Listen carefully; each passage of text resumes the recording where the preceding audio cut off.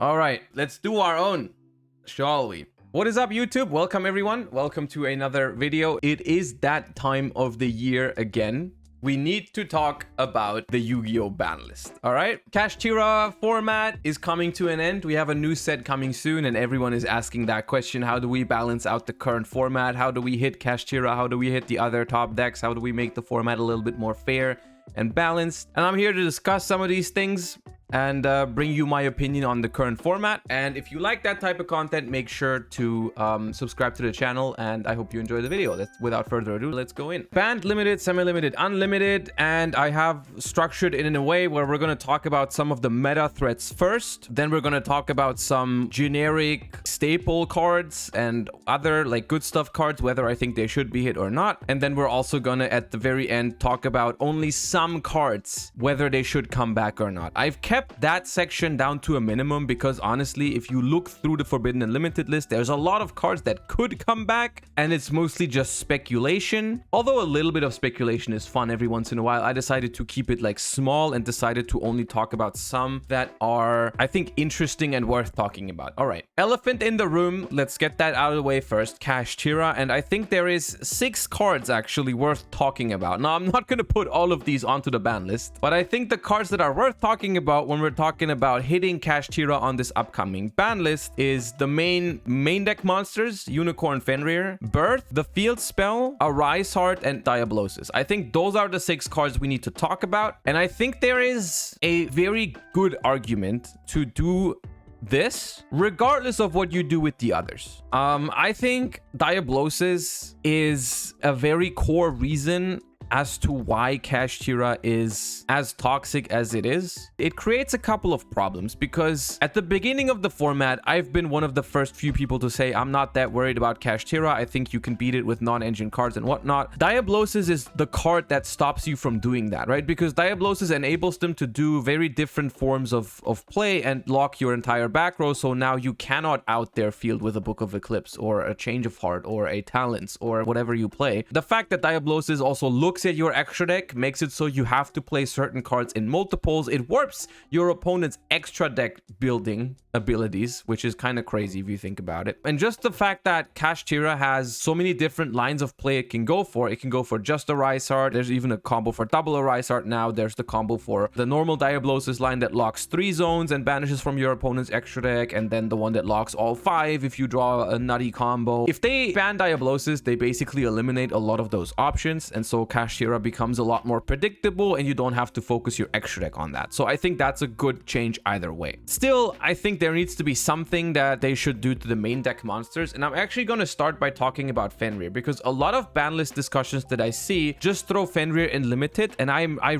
really disagree with that change. I hate the idea of Fenrir being limited because I personally really enjoy being able to play Fenrir in other decks. I think Fenrir is a great tech card that you can play in other decks. Now, I agree that Fenrir is a very strong card, but I have never heard anyone complain about Fenrir in the context of my opponent drew Fenrir in their Sprite deck, and that was a big problem. That's not really the case. Fenrir is a fine card. I think Fenrir should be semi-limited because that means you can still play Fenrir at its full potential in every other deck that isn't Kashtira, because you can just summon Fenrir, search Fenrir. And I think that's a very core piece of Fenrir's identity. Similar to like Destiny Hero Malicious, I think the card needs to have a second copy legal for it to just make sense design wise, right? Like the card in Kashtira is really powerful, but if you put Fenrir to 1, it just becomes basically unusable in other decks, and I don't like that. I don't want that. I would like to preserve Fenrir as a flexible tech card that we can play in as many decks as possible, because that's what makes deck building also very fun, having these kind of options available. I want to have Fenrir. And if you want to hit Kashtira by hitting one of the main deck monsters, Unicorn honestly is the better hit anyways. Unicorn is the better card in Kashtira, so if you want to hit Kashtira, hit Unicorn. That card is better. If you start with the Field Spell, you search Unicorn. You don't search Fenrir. Unicorn is better. I could see a combination of Fenrir to 2, Unicorn to 1, and then ban Diablosis, and I'm not sure if that would already be enough, but I could see it being okay. I could also see them not touching Unicorn, instead touching one of these other cards. Like, I think Birth is a card that has a great impact on the grind game, and as much as I think Birth is busted, I think they should probably not touch Birth. This is is more of a prediction rather than I think is what should happen. I think the planet will not be hit personally, simply because that's what they have done with tier, right? They've hit everything in tier limit. They've hit all the main deck monsters and whatnot, but they did not hit the field spell. And I think they might choose a similar pattern with Kashtira. Although with tier elements, potentially their reasoning was that planet is like the most expensive card and like a secret rare, so they don't want to hit it. In Kashtira, these other cards are also kind of expensive, although planet I think is still the most expensive card in the Kashtira main deck. So maybe for the same reasons as they didn't hit Pearl Rhino, they might not hit Race Soth. So I think that's fair. A Rise Heart is a card that I think in the long run is ban-worthy. If you just read a Rise Heart, I think this card is 100% the card that could be banned and would absolutely be justified that way. I don't think it's going to happen right now. I don't think currently the main goal of this ban list is to completely eliminate Kashtira, because that's what banning a Rise Heart would basically do. That could eventually be the goal if the deck still ends up being super toxic with these changes. But personally, I think banning a Rise Heart when the deck has basically only had its first format right now would be a little bit harsh. Like, the card is incredibly strong. The card deserves to be banned, honestly, but is it going to happen right now? I don't think they will. I think banning Diablosis, limiting Unicorn, and semi-limiting Fenrir is changes that I would be happy with, from a perspective that I think that would make Kashtira less consistent. It would make it also easier to play around Kashtira. Like, it would make spot removal a lot more effective, because right now with 3 Fenrir, 3 Unicorn, if they summon a Unicorn or a Fenrir and you just have a card that removes it from the field, chances are they just have another one of either Unicorn or Fenrir, which if you limit / semi-limit them, removal becomes a lot better against Kashtira, because they might just not have another one, right? And alongside, you do slight consistency hits and you ban Diablosis so that the deck has less options and is less toxic when going first. Now, I think that's overall good. Keep in mind, we will also talk about Pot of Prosperity in this, which, spoilers, Pot of Prosperity is going to end up on my ban list here. That is also a significant hit for Kashtira, right? So keep that in mind when I say I think those 3 changes would be enough for Kashtira alongside a hit to Prosperity. I would be happy with that. My beloved Sprites, I think, as much as it pains me to say it, deserve a hit. Now, I have seen a certain content creator that we just reacted to say that Sprite Blue should be limited because it is by far the best Sprite monster. That is true. However, I think currently, and this is not biased, believe it or not, I think Sprite doesn't need a hit as hard as limiting blue. I really don't think so, because it is popular right now. It is a good deck. Hitting blue, I think is too much. I'm going to go as far and I'm going to offer you this, which is still a very significant hit. 1 jet, 1 starter. That is a very tough hit for Sprite decks. The thing is, as of right now, Sprite decks are already, there's like Melfi Sprite, but then all the other Sprite versions are already kind of reliant on secondary and third act engines to even perform, right? Like Runic Sprite, Life Twin Runic Sprite, Furhire Runic Sprite, like those decks, you have to combine Sprite with multiple other engines to make sure the deck has the grind game necessary, the follow-up necessary, because pure Sprite doesn't have it. With 1 jet, 1 starter, you weaken the grind game of the deck even more, because now after turn 1, if you go through jet and starter, you do not have them in your deck anymore. And I think this will eliminate basically pure Sprite in the way that it is right now, pretty much from the format. The only thing you can still play, I think, in this version of the ban list would be like hybrid Sprite decks, which I think is fine. I think that's an okay compromise, as like hitting pure Sprite really hard, but leaving the hybrid versions somewhat alive, maybe. That would be my preferred way of hitting the deck, which, by the way, is also what they did in the OCG first. Jet and Starter were the first cards they hit for Sprite in the OCG, eventually following up with Blue at 1 as well, which maybe at some point we're going to see Blue, Jet, and Starter being limited. Could definitely happen, but for now, I'm advocating 3 Blue, 1 Jet, 1 Starter. I think that would be fine. Next up, before we talk about these 2 branded cards right here, I want to give my opinion, I guess this leads into those, of Ibli and Gimmick Puppet Nightmare. I personally think that... Actually, let's talk about Branded Fusion first, and Branded in general. I don't personally think that Branded, as it is right now,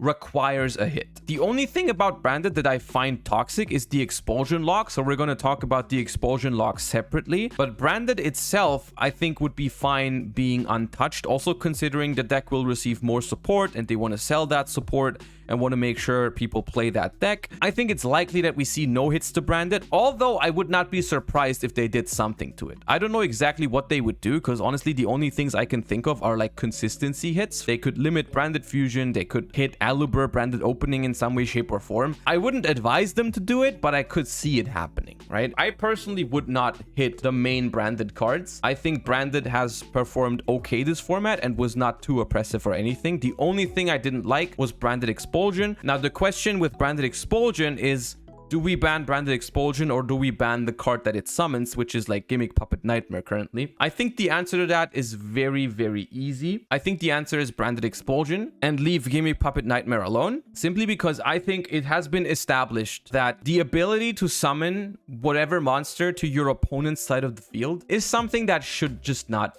be a thing in Yu-Gi-Oh! I don't think that the Branded Expulsion even is super strong. Like, I don't even like it that much. I just think that we've learned in the past that being able to give these annoying cards to your opponent is just not a great way to play the game, I think. Like, because if we ban Gimmick Puppet Nightmare, they're going to start giving you other cards. There's plenty of others. And I think we should just, in general, just take our lesson from this and be like, hey, apparently being able to summon cards to your opponent's field, kind of a toxic thing. Let's just get rid of that, right? On the same vein, and this is coping now. This is coping. This is me coping. I would ban Ibli. I hate this card. I hate Ibli. I just hate the fact that we can like give cards to our opponent that just like make them unable to play. Of course, there's counterplay to Ibli. You can normal summon and then link it off. You can play a Lingori before it. But it's a matter of fact that whenever Ibli pops up in the format, it's because people can't out it, right? If people have outs to Ibli in their decks, then they won't play Ibli. But at some point, when there's a deck that can't beat Ibli, people are starting to play Ibli and it becomes really toxic. And I hate that. I wish they just banned Ibli. This is me coping. I don't think it's gonna happen. Runics. We need to talk about Runics. I love Runic, you know that, but I can't deny that I think the engine is too strong and needs a hit. And the first two cards that everyone is talking about is Tip and Fountain, because those make the most sense. Let's be real. Those cards are probably the ones you're looking at that should be hit. One thing that I thought about earlier, which I now have not included in this, is that I think Hugin is another card that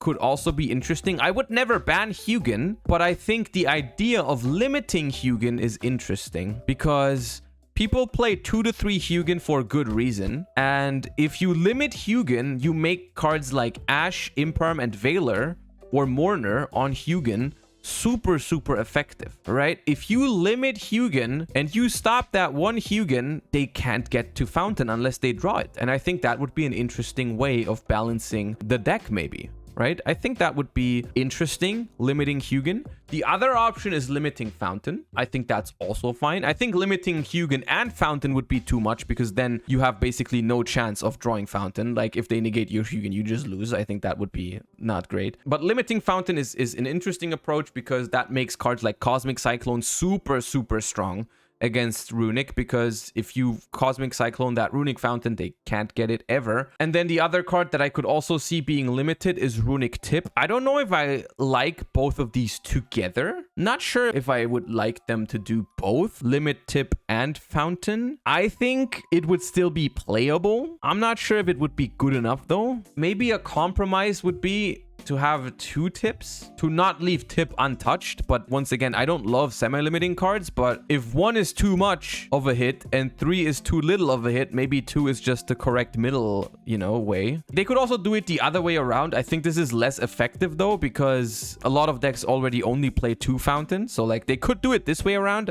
If they want to make the more effective hit, they should do it this way around though. I think that's the one I would prefer. And now for some like mainstays of the format, or like generic cards that should or should not be on the ban list. Naturia Beast is a card that we're going to make a distinction between wishlist and ban list here. If I could design the list, if I could make the decision, this card would be banned. I think this card is toxic. Keeping it realistic though, I don't think it's gonna happen. Like I think there's maybe like a 2% chance they ban Naturia Beast, simply because I think Naturia Beast to me falls into the same vein as cards like El Shaddoll Winda. If it was my decision, I would have banned them with the quickness, right? Those cards would be gone, but apparently they think those cards are like super classic, super iconic, and should be part of Yu-Gi-Oh. For some reason, they seem to think that. They seem to think Winda popping up every once in a while is okay. They seem to think Nat Beast popping up every once in a while is okay. Apparently, that's their take. I think we have to live with it. So while I think it's fine to include some copium in these, I'm going to keep it realistic with Naturia Beast and say I don't think it's going to happen. Now, Circular... I'm gonna cope as much as you want, and you can't stop me. I'm putting this card here. I hate that card. You guys know I hate Mathmech. This is 100% biased. I don't care. Limit Circular. I hate Mathmech. I hate the fact that one card does that much. Just limit that card. Ban it if you want to. The compromise is limiting it, and I will not accept any other compromise. Probably not happening, but yeah, we're being based and biased here. So like, limit Circular. Another card that I don't think is that unrealistic that it could see a hit is Skill Drain. When I thought this morning, when I made this list, I was like, am I really gonna talk about all of the floodgates again, right? Because it seems like whenever there's a ban list discussion, we keep reiterating over this and we're like, ban all those floodgates, limit all those floodgates, please. But I'm gonna keep it somewhat realistic here. I think there is actually no reason for them to ban cards like Gozen, Rivalry, Tikaboo, or whatever in this current format. People aren't even playing them very much. But one card that is absolutely seeing a ton of play is Skill Drain, because I think Skill Drain is, like, out of all these floodgates, the most generically good floodgate, right? Gozen Match has its time in the sun, Rivalry has its time in the sun, Tikaboo has its time in the sun, and it's good matchups. But Skill Drain is just good against everything pretty much, with like very few exceptions. And ever since they've unbanned Skill Drain, it's just been running wild. There's always been that one or two decks that just abuse Skill Drain. And I've seen people make the argument of like, hey, but like Skill Drain decks aren't even winning tournaments. Skill Drain decks aren't even performing that well. They aren't even that good. There's not that many decks that play Skill Drain. Those are fair points, but I think when making a ban list and when talking about which cards should be on the ban list and which cards should not be, we also have to take into account how fun it is to play against a certain card. Like, it's not only about how often does this card actually win a tournament? How often does this card win you the game? It's also about, like, is this card good for the game? This card is not fun to play against in modern Yu-Gi-Oh! When, like, no deck can really play under it and people are not really maining outs to this card, which is not people's fault. It's not people's fault that you don't have that many outs to Skill Drain in your main deck because they suck against all the other decks, right? So I'm a huge advocate to limiting Skill Drain. I think there is still enough other floodgates around that unfortunately will replace the card. I just think the fact that this card is so universally strong against everything means it should go back onto the ban list. I don't know why they unlimited Skill Drain. And this is why I'm only including Skill Drain. There's like a time and place where you can ask for a ban or a limit on anti-spell. There's a time and a place to ask for hitting Gozen Rivalry, but it's not now. If they did not hit Gozen Rivalry anti-spell like in 2022 when they ran rampant, they're not gonna do it now. And this is why we're only talking Skill Drain in terms of floodgates today. Like, it's the only card that they realistically have a reason for banning as of this format or limiting. Pot of Prosperity, I am very, very certain that this card should be limited. I think Pot of Prosperity is an insanely powerful card, and I think people underestimate this a lot. I think Pot of Prosperity defies basically the rules of Yu-Gi-Oh! Of deck building, where the consistency that this card adds is just insane. I think there's a good reason why cards can only be played as a 3-of in Yu-Gi-Oh! And like very rarely you will have cards that you can play more copies than 3 because you have cards that search it. Like, you know, Rhoda can be your 4th copy of a warrior. Tenki can be additional copies of your beast warriors. Terraforming can be additional copies of the field spells. And it's all so limiting design space. Like, whenever they make really good beast warriors, by default, they're super consistent because they have Tenki and whatnot. And with Pot of Prosperity, it's the same concept, but you apply it to every single card they design. Every single card that you put in your deck is just so much more likely to appear in your hand because you play Prosperity. Prosperity is not only extra copies of your starters, it's also extra copies of your board breakers if you so want to. It's more copies of the best Floodgate. It's more copies of Solemn Judgment for going first. It's more copies of Talents. It's more copies of whatever. It's more copies of every single card in the game, pretty much almost always. When you play a card as a 3-of, you have an incredibly high chance to find find it off of Prosperity if you didn't already draw it. And I think that is inherently too powerful when the card is at 3. I think as a one-off consistency card, I could see it. I could maybe even live with 2. I would put it to 1, but I think this card should be on the ban list because it warps the entire like probability that Yu-Gi-Oh is based on, right? A card that I felt like was worth mentioning that I actually don't know if I want to see it on the ban list is Evenly Matched. I'm leaning towards not hitting Evenly Matched, but I still think it was worth mentioning because I think the card is incredibly popular right now and even seeing a lot of main deck play. This ties into one of the recent discussions that I've had on stream where I talked about whether Evenly Matched and in general powerful board breakers were fun and fair cards and also whether they were justified. I don't think Evenly Matched is a very fair card. I don't think it's a very fun card. I think whenever Evenly Matched resolves, it's like not very fun for either player. Either you're on the receiving end of evenly and you lose the game because of it if your deck can't play around it, or you are the one that's resolving Evenly Matched against someone that loses to it, or your opponent just negates it and you lost your battle phase. I don't think it's a very balanced card. It's a very hit or miss, high variance type of card. I'm not a huge fan of that design. However, I think in the current state of Yu-Gi-Oh, the card is justified because there needs to be some form of broken counterplay to what decks are doing when they get to go first, right? I'm torn because on the one hand, I don't want cards like this to be necessary, but I can't help but think if we didn't have it, it would probably be a little bit too hard to go second, right? At this point in time, I'm gonna leave Evenly Matched at unlimited. I think that they should work on making the first turn a little bit less important, making going first boards a little bit less powerful. And in an environment like that, I think we should talk about Evenly Matched again, right? If that ever happens, Prage, Copium, at some point it will happen.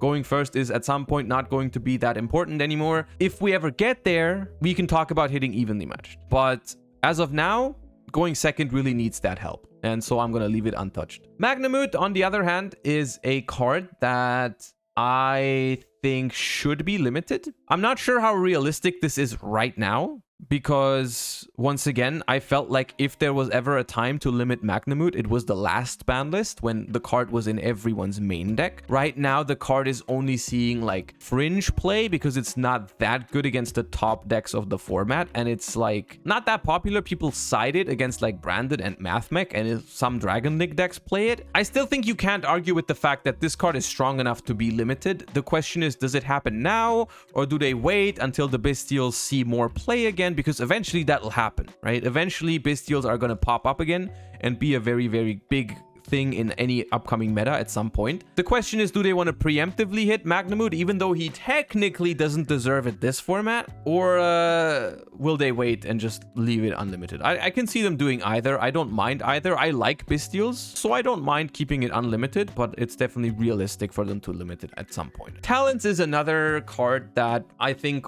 we could talk about. I don't know how realistic it is for them to hit Talents, but I think it's definitely worth noting how popular Talents was ever since it's been released. It's been like a mainstay in main decks and side decks. Like it did rotate in some formats. It was less popular than others, but overall Talents has been an incredibly impactful card ever since its release. Cards like that tend to see the ban list at some point. I think it is very interesting to think about the implications of putting Talents at 1, because theoretically you could still play more copies than 1 with the help of Thrust, right? With Thrust, you still have access to theoretically 4 copies of Talents, but there's a good reason why people are playing more Talents than Thrust, because Talents is the better card than Thrust. So if you put Talents to 1, people can technically still experience more copies of Talents if they add Thrust, but you make that a little bit weaker overall. But I think more likely this card is not being touched. I don't think it's going to happen. I just felt like it was worth talking about. I think it was worth talking about because I think it's worth noting how popular this card is. So even though I'm not touching Talents and Evenly, I still really wanted to include it because I think it's very interesting to see how these two staple cards have really like been played to oblivion in these last couple formats. So yeah. Cyber-Stein is the last card that we're going to talk about in terms of putting card onto the ban list. This card, I believe, should be banned Also in the lights of the upcoming Super Heavy Samurai support. If you're not familiar with it yet, I'm sorry to break it to you, but Super Heavy Samurai has like a 1-card combo where it ends on like Barone plus Cyber-Stein into Exterio, and like it's pretty busted. I am not looking forward to that. Cyber-Stein, I don't understand why they even brought it back. I don't agree with it, simply because this card was never going to be used in a fair way. The only reason why Cyber-Stein has not been a problem yet is because there has not been an easy way to tutor it and summoning it going first, right? The card is not fair. The reason why it's not seeing play is not because it's fair. The reason is just because there has not been a way to really abuse it. Now there's going to be one, and this is exactly what was going to happen. I could have told you that when they limited this card, dude, that eventually there's going to be a way that this card was going to be a problem again, and now that's the case. So like, congratulations. I hope you ban it before it happens. I don't want to deal with it in Materia Exterio, like, please. All right, and now we're going to the cards that could come off the ban list section, or like maybe, or should they? I don't know. We'll talk about it. It is mostly speculation because there's a ton of cards on the ban list that could theoretically come back. For the cards I want to talk about whether they can come back, I only picked the ones that I think would be interesting, because surely there's cards on the ban list that are banned, and if they came back, they would simply do nothing. But I think that's not worth talking about and not worth speculating, because who cares if a card that has no impact on the game is banned or not? I don't. They can declutter the ban list, but it doesn't matter whether we guess that beforehand or not. Ronin Toadin. I don't know if we should. Every muscle in my body wants to move the card back to 1 or like unlimited, but as a matter of fact is we still have Toad, we still have Swap Frog. As of now, before this ban list, we also still have Sprite. We also have Substitute. They would have to get rid of Substitute again. With these hits, I would not bring back Ronin Toadin. They would have to ban Substitute, and they would have to hit Sprite even harder, which I'm not sure if they're going to do that. So for now, I'm gonna predict them keeping Ronin Toadin banned. Chaos Ruler is on a similar vein to me as Ronin Toadin. I think Chaos Ruler is a very fun card, and people ask for Chaos Ruler a lot. Like, a lot of people want Chaos Ruler, but I think it is definitely warranted to be banned. I think there is a 1% chance that they want to bring this back to make us be able to play with the Assault Synchron that's coming out, but I think 99% it's gonna stay banned, and it's probably better that way. Heavy Metal Foes Electromite is a card that I think the card could probably be limited, and it would be okay, but I'm just gonna say it that way. I just don't want it. I don't want Pendulum to be playable. The way that Pendulum currently works, I just don't enjoy, right? I just don't enjoy it, so I would rather keep that card banned. Blaster is the first one we're actually gonna take off of the list. I think Blaster could absolutely come back. Out of the Dragon Rulers, I think Tidal and Redox are the most problematic ones, simply because Tidal's effect from hand is kind of crazy. Like, accessing water monsters from deck can be abused, and Redox being an earth can be problematic. Looking at the Vernusylph cards and Super Heavy Samurai and Adamancipator, I'm not sure if I want Redox, but Blaster and Tempest are just like whatever, right? I don't even know why I keep including Harp Horror. Every single ban list discussion, we include Harp Horror and we say this card will not do anything, just give it back. Glow Up Bulb is only here. I don't actually know how realistic this is, but it did happen in the OCG. So I felt like it was worth talking about Glow Up Bulb, but I personally am of the opinion that Glow Up Bulb could come back, but there's one thing on this list that I don't like together. I don't want Bulb together with Nat Beast. That's just something I don't want. I like Bulb as a card. I think without Halqifibrax, Bulb is fine. I just think the fact that it's Earth, I don't want it together with Nat Beast. So if you keep Nat Beast unlimited, then keep your Glow Up Bulb banned. If you want to bring back Glow Up Bulb, then ban Nat Beast, and that's fine. Both options are fine. Just don't do this. Not even because I'm like certain it's gonna be a problem. I don't even know, but I just don't want to risk it. I can live with Nat Beast if the only deck that consistently summons it is Naturia. Because that's kind of like, okay, then it's Naturia's thing to have spell negation. All right, okay, that's fair.